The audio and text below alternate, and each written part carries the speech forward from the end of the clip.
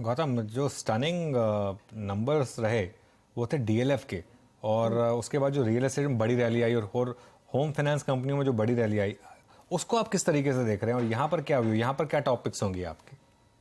अनुज, बहुत सही आपने कहा है कि रियल एस्टेट में एक अलग तरीके का आपको मोमेंटम दिख रहा है नंबर्स में।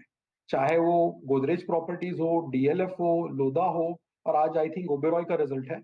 Pre sales, new development, project launches, cash collection, आप कोई भी पैरामीटर उठा के इन चारों कंपनीज के देख ले, सब जगह ग्रीन फ्लैश हो रहा है।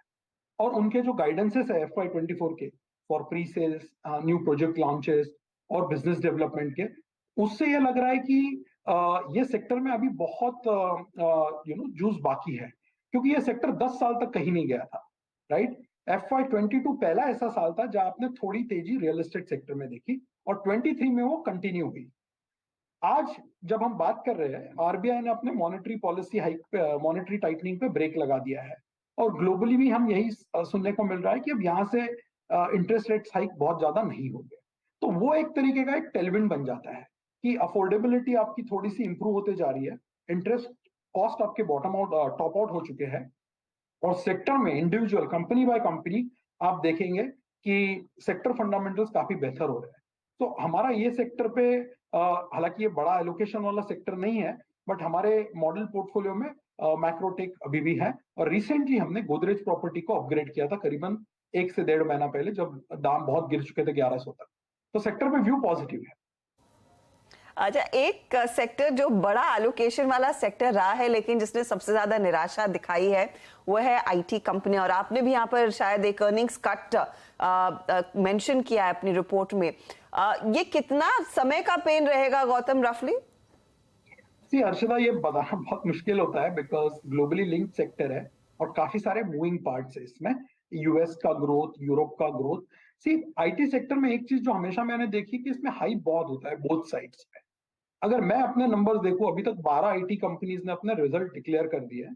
टोटल प्रॉफिट ग्रोथ 9% है, एक्सपेक्टेशन 11% था। राइट। लेकिन रिजल्ट्स के दिन क्या होता है कि किसी कंपनी का एक्सपेक्टेशन 3% टॉप लाइन ग्रोथ का था, और अगर 3.5 आता है तो वो स्टॉक में 5-6% की रैली दिखती है, और 3 की जगह 2.5% आता है तो 5-6% का बिकवाली दिखता है। तो थोड़ा सा एग्जैगरेटेड रिएक्शन होता है रेवेन्यू ग्रोथ को लेके।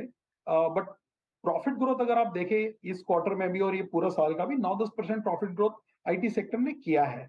दूसरी बात, CY22 का वर्स्ट परफॉर्मिंग सेक्टर आईटी था। NSE IT index was down 28%, और इस साल भी I think year to date 3-4% down ही है, जबकि निफ्टी ऊपर है। सो मुझे लगता है काफी सारा पेन आपको स्टॉक प्राइस और वैल्यूएशंस में ऑलरेडी रिफ्लेक्ट कर रहा है। हालांकि ऊपर जाने के लिए जो कैटलिस्ट लगेगा वो नियर टर्म में नहीं दिख रहा है। तो इसको एक तरीके से ऐसा कहा जाए कि यहाँ पे आपका डाउन साइड लिमिट हो गया है, because free cash flow yield, dividend pay outs, इस साल भी आपने देखा होगा 85-90% पे आउट हुआ है।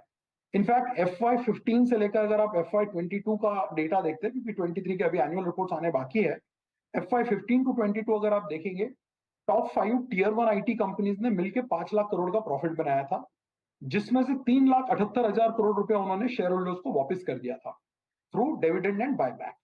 तो इतना कंसिस्टेंट और स्ट्रॉन्ग और अच्छा ट्रैक रिकॉर्ड है कैपिटल एफिशिएंसी और कैपिटल एलोकेशन का।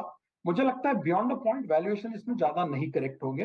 हाँ, किसी का अगर बहुत ही शॉर्ट टर्म का व्यू है तो वहां कुछ कहना बहुत डिफिकल्ट हो जाता है, बट ये प्राइसेस मुझे काफी अट्रैक्टिव लगता है आईटी सेक्टर के, specially tier 1 IT names.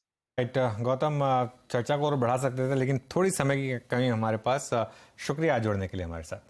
Thank you Anuj Arshad. Okay, चलिए ये बात हो गई मोतीलाल ओसवाल की तरफ से, बहुत ही शानदार व्यू उनका इस समय अर्निंग्स पिक्चर और मार्केट को लेकर। लेकिन अब